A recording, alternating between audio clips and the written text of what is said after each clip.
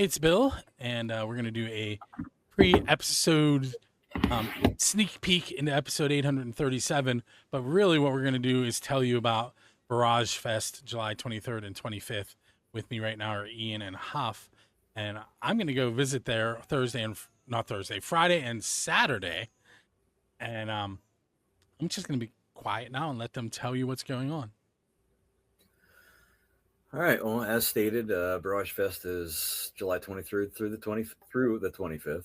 Apparently, I can't talk. The event itself is held at 246 West Penn Street in Summerville, PA, just outside of Brookville. Nice area. Got a wide range of events. We actually added in for Thursday evening is kind of like basically soft open kind of sound, getting everything in order for the fest, which pretty much was there before, but now there's going to be two different bands actually playing that evening. That itself, Thursday evening is free admission, but the rest of the weekend you do have to either pay for a weekend pass or single day pass, and I believe you also, yes, you need camping passes regardless if you're going to stay. Weekend passes will allow you to come and go as you please. Those are full price at the gate, are $30, or via the Summerville Volunteer Firemen's Association. They have a Square link, and they are $30 plus a $2 service charge. However, at Main Street Revolution in Brookville, weekend passes are being sold for a discounted rate at $25. If you do choose to go for just a single day for the event, which is fine, it's $15. But regardless, if you're staying or not, camping passes are $10 per vehicle, and every vehicle that is there overnight must have a camping pass in the rearview mirror on display. With that info out of the way, the fest keeps growing. We're trying really, really hard and doing quite a bit of planning to have the fest grow and be ever evolving every single year. Always trying to put more and more into it. And collectively, there are actually 6 of us on the committee. Huff and I are here today representing the entire committee. Before I go any further, Huff, you want to hop in on anything? I just think, this is a great event for the 814.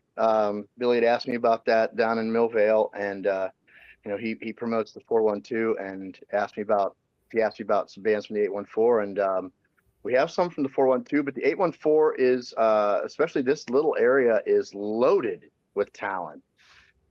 So many great bands. Just, man, this event is 95%, 97%. You can correct me on that, Ian. Original music. Yeah, absolutely. I would totally agree with that. Yeah. So when I asked him that question, he gave me the one band name that I will never be able to repeat. That's Ian's band. That's my newest band. That would be called Zubinelganubi. That one. Yeah, you're not alone, Bill. That's literally everybody. I just say, until you get the hang of it, just call it Zub for short. Yeah. Go ahead. Who are some of the other bands that'll be featured?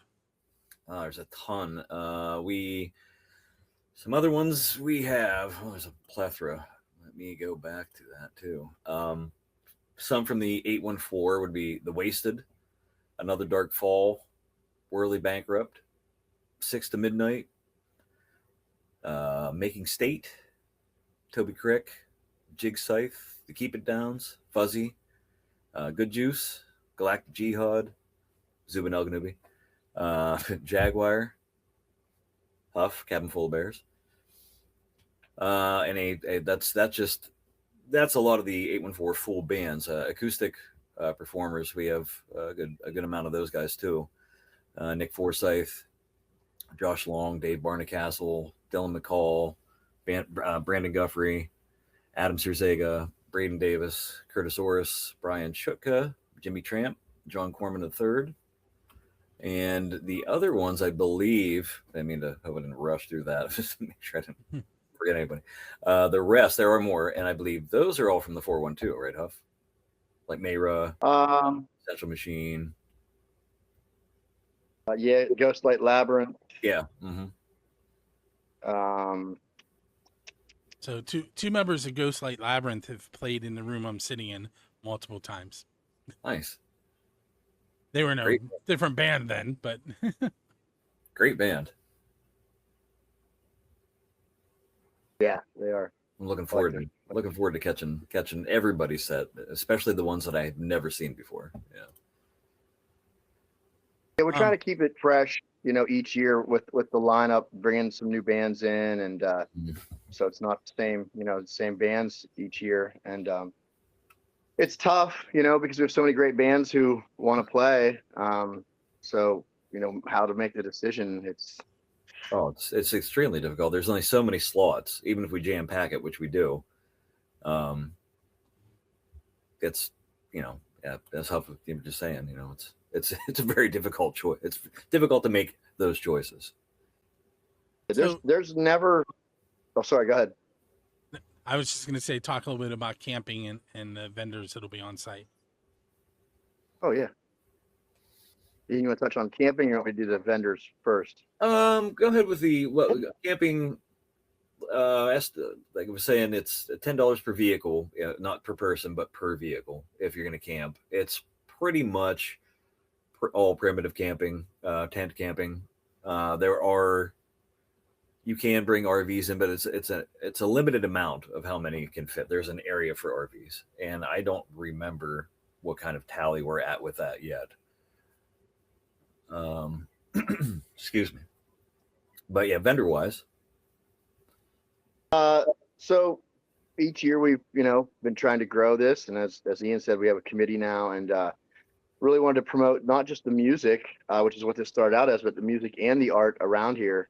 And we have more vendors coming in. I have some who are still messaging me and still waiting to confirm, but we have Lost and Found, who does custom clothing. They were down at Millville Music Festival. They go all over, and they're locals here, and she makes amazing clothing. We have Tracy Anderson, who does mirror etchings, and her work's amazing as well. I actually have, well, it's on the other side. I don't have it behind me, but she's made one for me before, actually a couple of them. We have Courtney Stormer, who makes also some custom clothing, tie-dyes, and jewelry and such. We have Billy Brandenburg, who does digital art, coming in this year. He's going to be there one day, and he has to go to another festival. He's kind of trying to split his time. He's running all over, but his art, I've previewed that, and he does some amazing work as well. We have Ronnie Berlin doing jewelry, crafts, and art as well. Savannah Lynn, who does bone art and oddities, which I'm very excited to see some of her work. Just different art, vintage clothing, and the such. Carol Shuey, who does specialized custom sewing, just sewing. I mean, pot holders. She does. At first, I was like, I'm not sure if this is the right place, and I saw her stuff, and I was like, oh, never mind. You're in the right place. You definitely fit here. Charlene Agnew, she has various crafts. She's going to be doing a free clothing exchange. I'm trying to convince her to bring some of her wood carvings. She does chainsaw carvings. She's got a busy schedule, so hopefully she'll be bringing them. And we don't have food vendors because the firemen, all of our proceeds go to the Summerville Fire Department, and they have a kitchen. They've upgraded that kitchen, so they'll be selling food throughout the weekend.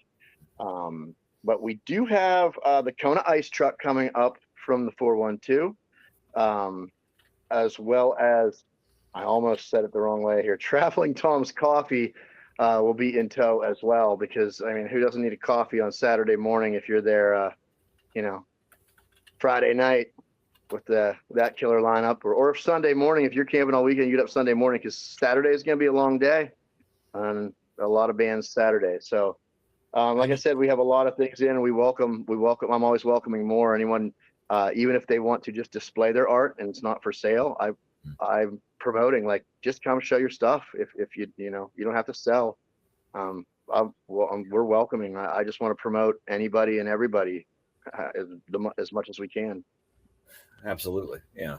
It's not just about selling, but to be seen, get your work seen if you wish, get it out there. Let it be known. I know there's an event on Facebook. Yes. What are there any other ways for people to check it out ahead of time? YouTube videos from last year. Yes, there is through the Barage Fest social media channels, namely Facebook, the YouTube link that the link to the channel you can access that through the page.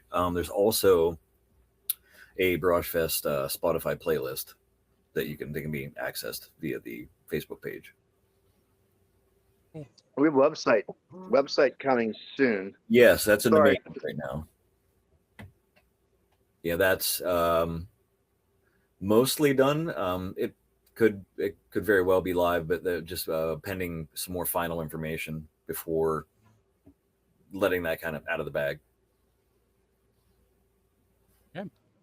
Well, I want to thank you guys for giving me a quick update and allowing us to tell everybody ahead of time what they're going to see on the show on the 27th.